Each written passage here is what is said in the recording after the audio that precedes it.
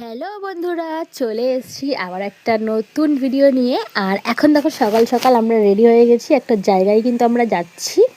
আর যাই হোক, তোমাদেরকে বলেই দিই আমরা কোথায় যাচ্ছি। আমরা যাচ্ছি হচ্ছে কাকিনাড়াতে আমার একটা বান্ধবীর বাড়ি। তো বান্ধবীর ছেলের আজকে অন্নপ্রাশন, সেই জন্য সকাল সকাল কিন্তু রেডি হয়ে একদম চলে এসেছি শিয়ালদা স্টেশনে। শিয়ালদা থেকে আরেকটা ট্রেনে করে চলে যাচ্ছি কাকিনাড়া। আর আমার ছেলেকে দেখো শুয়েই পড়েছে, একদম ট্রেনটা খালি ছিল সেই জন্য।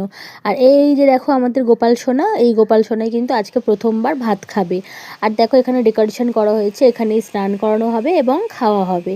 মানে গোপাল সোনা কিন্তু এখানেই খাবে। আমি ওকে গোপালই বলি, লাড্ডু বলি অনেক সময়, যাই হোক। আর ওর নাম কিন্তু ধনবীর সাউ। যাই হোক, তো চলে এখন জল টল রেডি করে নেওয়া হচ্ছে। প্রথমে কিন্তু স্নান করবে গোপাল ঠাকুর, মানে গোপাল ঠাকুরটা হচ্ছে গিয়ে আমার বান্ধবীর বড় ছেলে, আর তারপর কিন্তু বীর। যাই হোক, তো ওকে স্নান করিয়ে নিচ্ছে এখন বান্ধবী, ওর জলটাও রেডি করে নিয়েছে, দুধ, গোলাপ জল, তারপরে গোলাপ ফুলের পাপড়ি, অনেক কিছু দিয়ে। এবারে কিন্তু চলে আসবে আমাদের ধানবীর স্নান করার জন্য। তো দেখো এসে গেছে, ও তো ঘুমিয়েই পারে না, ওর খুব ঘুম পেয়েছিল, ঘুম থেকে উঠিয়েছি। দেখো মুখটা এখন ওরকম, মানে ও বুঝতে পারছে না যে ওর সাথে কী হবে এখন।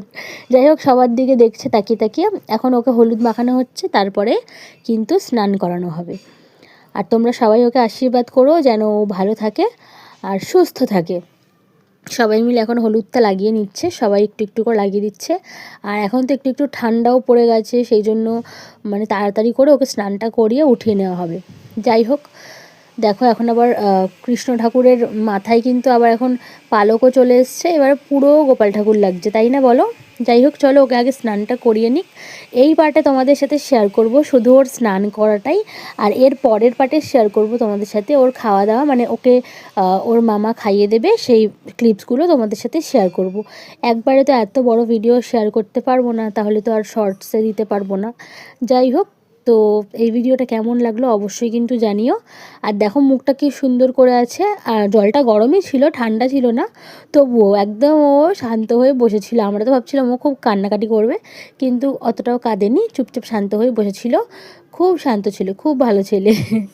যাই হোক, এইটুকু ভিডিও তোমাদের জন্য, আবার পরের ভিডিওতে নিয়ে আসছি বাকি পার্টটা। টাটা।